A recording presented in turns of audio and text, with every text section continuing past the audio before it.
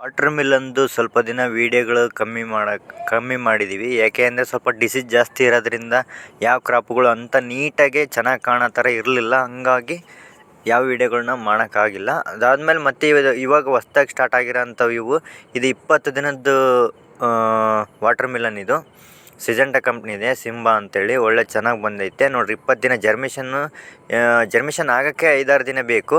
ಅದಾದಮೇಲೆ 15 ದಿನಕ್ಕೆ ಈ ರೇಂಜಲ್ಲಿ ಐತೆ, ಚೆನ್ನಾಗಿ ಬರ್ತಾಯಿದೆ. ಏನು ಅಂದರೆ ನೆಕ್ಸ್ಟ್ ನೋಡಿರಿ ಎಷ್ಟು ನೀಟಾಗೈತೆ. ಕಳೆ ಗಿಳೆ ಎಲ್ಲ ಕಂಪ್ಲೀಟ್ ಕ್ಲಿಯರ್ ಆಗೈತೆ. ಒಂದು ಡಿಸೀಸ್ ಇಲ್ಲ, ಒಂದು ವೈರಸ್ ಇಲ್ಲ, ಏನಿಲ್ಲ. ಮೊನ್ನೆ ಲಾಸ್ಟ್ ಟೈಮ್ ಏನು ಚಳಿ ಒಳಗೆ ಏನು ಬಳ್ಳಿಗಳೆಲ್ಲ ಸ್ವಲ್ಪ ವೀಕಾಗಿ ಏನೋ ವೈರಸ್ ಜಾಸ್ತಿಯಾಗಿ ಈಲ್ಡ್ ಎಲ್ಲ ಡಿಫ್ರೆನ್ಸ್ ಆಗ್ತಿದ್ದಾವೆ. ಈಲ್ಡು ಯಾವ ಬಂದಿಲ್ಲ. ಅದಾದಮೇಲೆ ಮತ್ತೆ ಇವಾಗ ಸ್ವಲ್ಪ ಬಿಸಿಲು ಜಾಸ್ತಿ ಆದಾಗಿಂದ ಮತ್ತೆ ಸೋಯಿಂಗ್ ಮಾಡಿ ಮತ್ತೆ ಬಂದಿರೋಂಥದ್ದು ಇದು.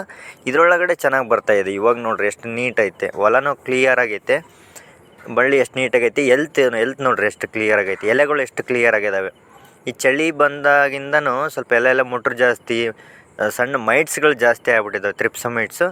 ಅದಾದಮೇಲೆ ಮತ್ತೆ ತಿರುಗಿ ಇವಾಗ ಹೊಸ್ದಾಗಿ ಹಾಕಿರೋಂಥ ಫ್ಲಾಟ್ಗಳಿಗೆ ಯಾವಕ್ಕೂ ಆ ಥರ ಸಮಸ್ಯೆ ಬಂದಿಲ್ಲ. ಎಲ್ಲ ಕ್ಲಿಯರ್ ಆಗೈತೆ, ಪ್ರಾಬ್ಲಮ್ ಏನಿಲ್ಲ. ನೋಡಿರಿ ಎಷ್ಟು ನೀಟಾಗೈತೆ.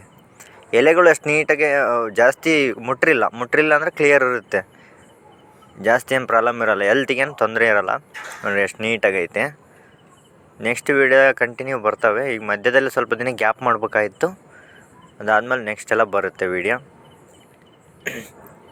ಇವಾಗ ಒಂದು ಡ್ರಂಚಿಂಗ್ ಆಗೈತೆ, ಒಂದು ಸ್ಪ್ರೇ ಆಗೈತೆ. ಸೆಕೆಂಡ್ ಸ್ಪ್ರೇ ಕೊಡಬೇಕು. ಮತ್ತೊಂದು ಡ್ರಂಚಿಂಗ್ 1261 ಸ್ಟಾರ್ಟ್ ಮಾಡಿದ್ದು ಇವಾಗಲೇ 1261. ನೆಕ್ಸ್ಟ್ ವೀಡಿಯೋದಲ್ಲಿ ಮತ್ತೆ ಸಿಗ್ತೀವಿ. ಓಕೆನಾ, ಬಾಯ್.